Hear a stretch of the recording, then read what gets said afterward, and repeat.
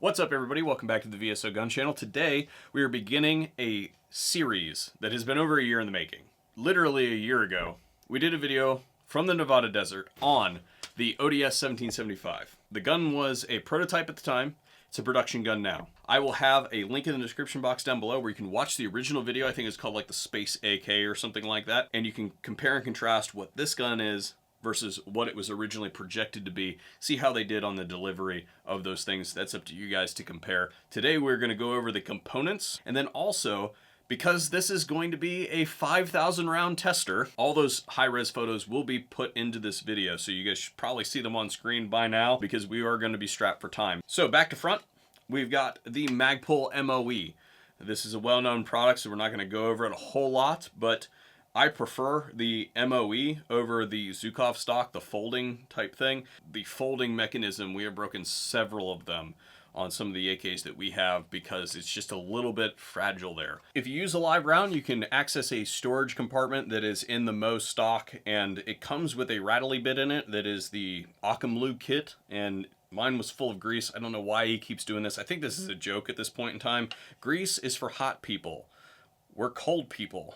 Grease freezes up in the wintertime. If we move forward, there is a textured grip here. This is custom work.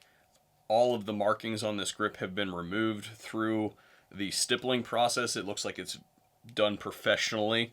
Moving just forward to that, we have an ALG trigger group. If you're not familiar with the ALG trigger groups, they have to be fitted to your gun. All of them do. You can't just drop them in. It's part of the kind of like AKEs, is they have to be fitted. This is very, very well fitted. I have to say, we'll get a weight on it for you guys. Oh my gosh. Oh crap.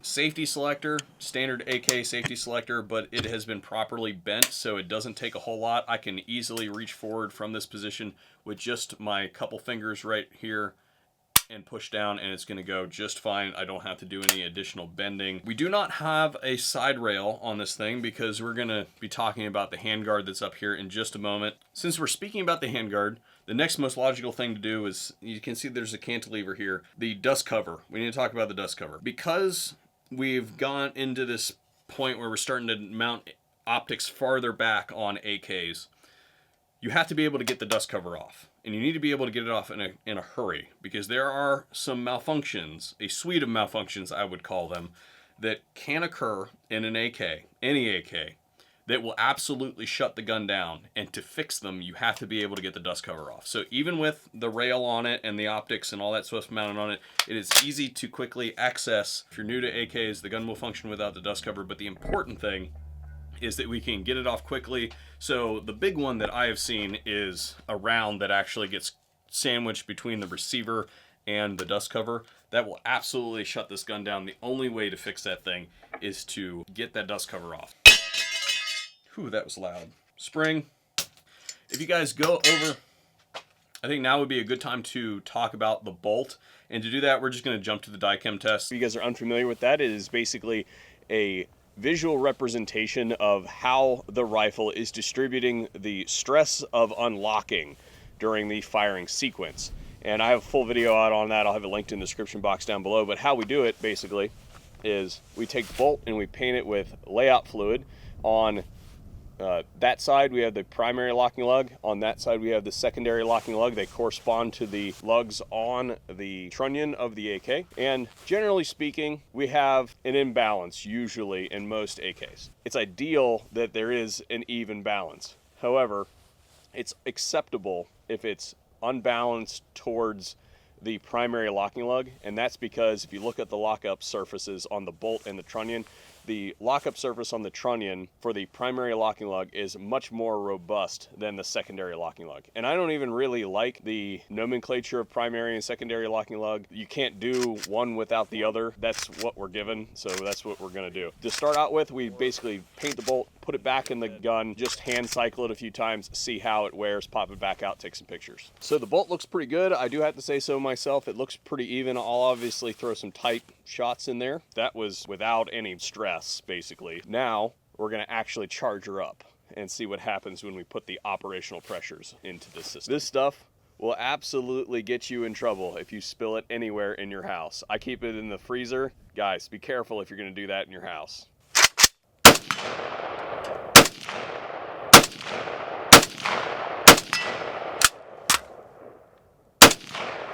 It usually shifts in one direction or the other when we actually start pumping bullets through it. And I have to say that this one didn't change. And that shows that this was fitted extensively, I would say, at the factory. One of the tenets that I was originally briefed on with the ODS-1775 project was that they were going to do their best to eliminate some of the minutia that goes into building AKs, that being like a skilled labor interpretation artisanship thing.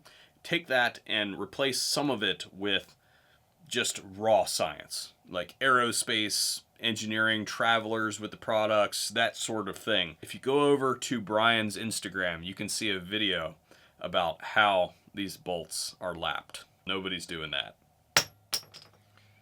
Part of the test protocol, the drop the bolt on the concrete test. The piston in the original prototype design was going to be the K&S piston, the adjustable one. For reasons, I guess, they've decided to go with a standard piston in this gun, and the gas piston should be able to flex. They should not be super flexible. They should not be able to go like a lot in either direction, and they shouldn't be super rigid either. So this thing is appropriate, and if I isolate it, you guys can see how much it will flex. About that much. That's the full range of travel there. We might as well go Headspace the gun right now. I'm actually going to do it later, but we're going to put that in the video right now because I feel like it. If this segment generates any questions about how we do Headspace, I've published the procedure that we use for Headspace on my website. I'll have it linked in the description box down below. Also made a full video about it. I co-authored the procedure with some great minds in the AK industry, so it wasn't just me, and I think that's good. We have a go gauge, strip bolt, and what we want to do is push this up. We're going to measure that distance there. Ideal is 3. This one's pretty close. Take this rod, insert it into the back of the carrier as a stop. Then I've got a force gauge here. We're going to push with 20 kilograms of force. See if we can get her to close.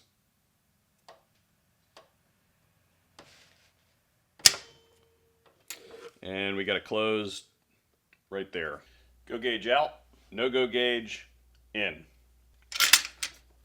We're going to push with 20 kilograms of force, and we should not see a close. There you have it, no close. Now while we've got it closed, we're going to go ahead and take this measurement here. This is an indirect measurement. And just like before, no go gauge in. Measure that distance. And there we have it. Headspace is done. She's ready for test. Go ahead and put that over there. Brian, you're not getting that back. I'm just going to tell you right now that that is staying here. The sights are CZ, front and rear. And there's enough space here to be able to mount a rather large scope that I'll show you guys when we do the accuracy component, the initial accuracy of the gun. Maybe a little bit too much scope. Maybe just a little bit. Fiocchi, 7.62x39, 5 rounds, 50 yards. Initial accuracy, ODS-1775. Yeah, we're going to have to crank up. I'm afraid that group is going to walk off the paper.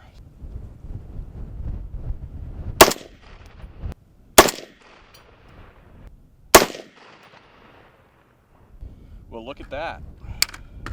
Magazine 48. And it was a diving malfunction.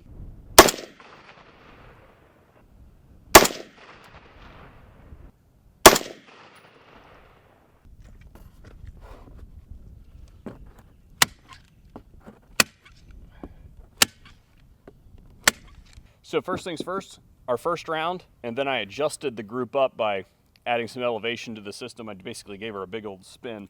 And this is scary good for an AK at 50 yards. 0.66.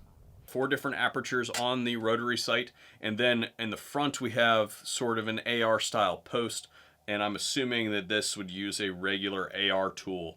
The Merc handguard. So, man, there's a lot going on here. 5, 6, 7 lines of M-lock. 2 back here, 2 up here.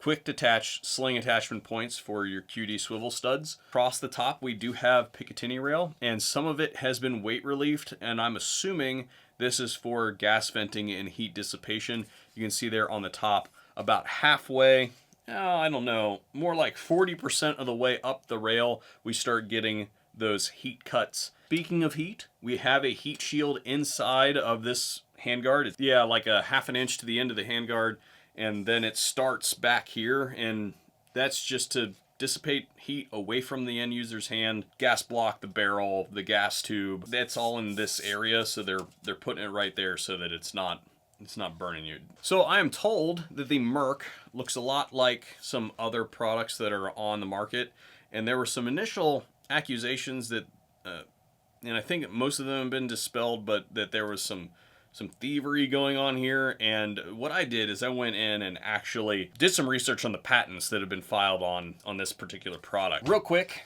and this may be a little bit weird, but you have to understand kind of how patents work. There's a provisional patent, and then there's a non-provisional patent. A provisional patent's like a bookmark. Basically, that saves you from somebody swooping in and stealing your ideas while they're in development, that sort of thing. A non-provisional patent is like, hey, we've submitted this, and usually they're like a stack up. Like, you take all your bookmark pages, and then you kind of like compile them all together in a nice format, and you submit them, and that's usually where you get a patent issued on a non-provisional patent. They started with a rear sight block, which is basically takes the sight tower off the AK and replaces it with a Picatinny rail. And we did a video on this. I have it still published on the web, and actually the gun's right there. From there they went to this, and then to that, and then this thing, and this, and this, and that.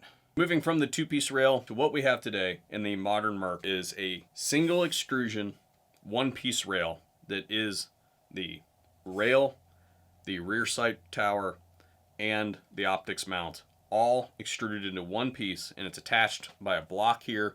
And then there is a added feature that we have up here, which is actually a place where you can adjust the tension of your gas tube. The barrel is actually a 14.5 pin weld job, and this comes with the key mount on it. I think they also offer it in like the OSS can. If you want their attachment, you can put that on the end of there too. We're just going to gloss over this by saying that this has been trued.